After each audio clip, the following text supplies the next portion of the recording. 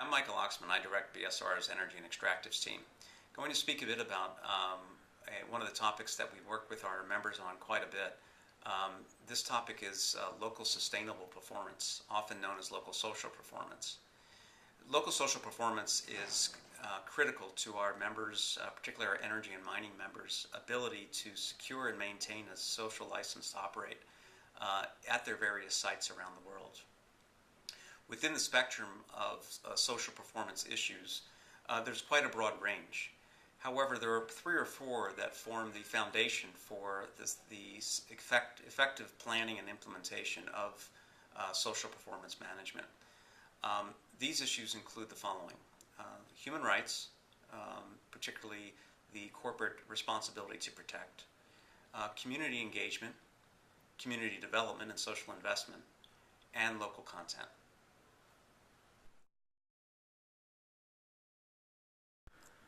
These issues are not new to our energy and mining companies.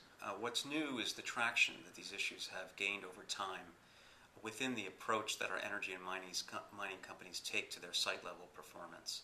Whereas 10 years ago, sustainability advocates were clamoring for more attention be paid to these issues among our energy and mining companies.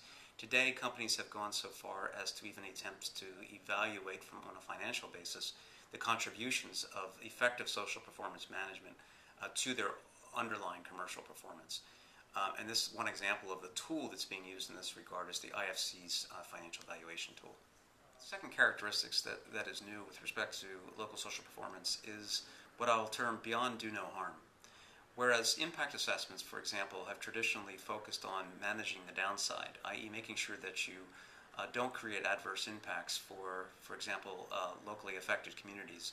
Now, because of both stakeholder expectations and the higher bar that companies are setting for themselves, there is also, as part of the social performance portfolio, there is also a number of objectives associated with creating local benefits, be it in the form of jobs, local business development, as well as the application of various forms of social investment. The third characteristic that is new is the increasing overlap between social and legal license. Companies working through the permitting and regulatory process are finding that because of the demands on transparency among local stakeholders and local communities, their ability to obtain permits is very tied up with how they handle their social performance issues. And that corresponds both with mitigating downside adverse impacts of their operations, as well as the benefits that these projects are going to create.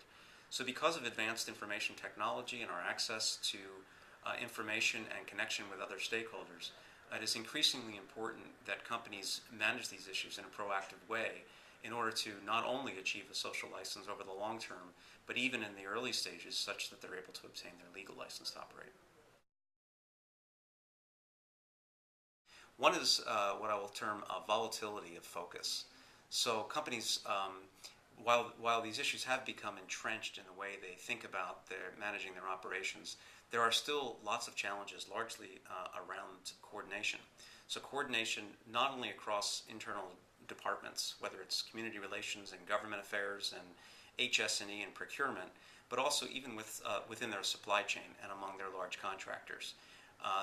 Oftentimes companies will relegate some of the social performance issues to contractual provisions without actually stepping back and setting the tone for behavior with their contractors.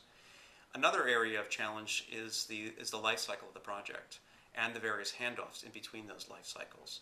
These are essentially three separate businesses, and as the company moves through the project life cycle, it has to be very careful about how it ensures consistency in its handling of social performance projects. An example in this area is the construction phase of a given project, where in the ramp up to construction, there is a significant amount of activity. There are numerous contractors coming into work. There are others coming in hoping for opportunities, job opportunities, and not all of these demands and these interests can be satisfied. At the same time, even after construction is complete, there's a demobilization interval And during that demobilization interval, it's effectively a downsizing of a large-scale construction business, which of course also carries with it some very important social impact issues.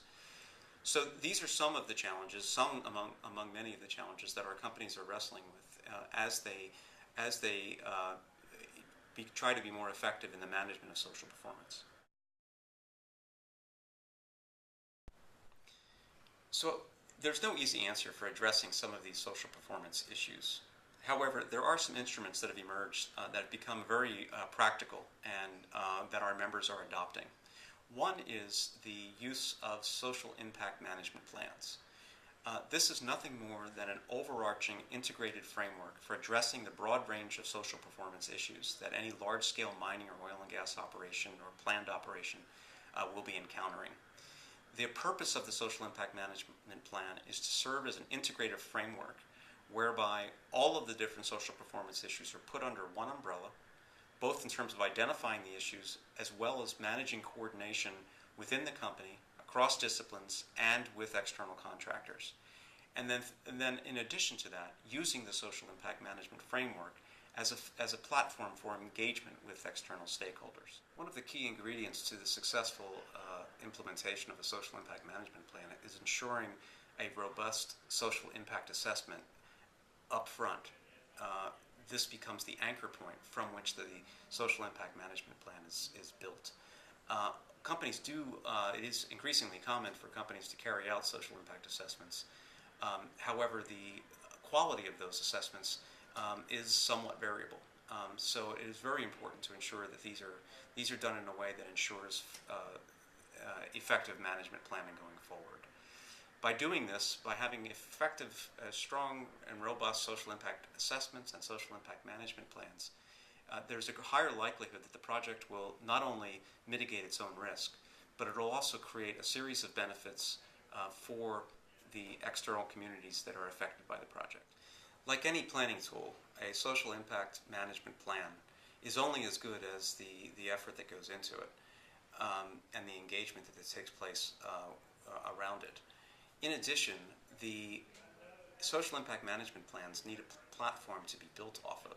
That platform is usually the social impact assessment that companies are increasingly carrying out. It is very important that the social impact assessment be rigorous enough, however, such that the social impact management plan can be built in enough detail to establish the accountability and the milestones that are necessary to ensure that the company is both mitigating its own risk, improving its own social performance, and ensuring local benefits to external communities and stakeholders.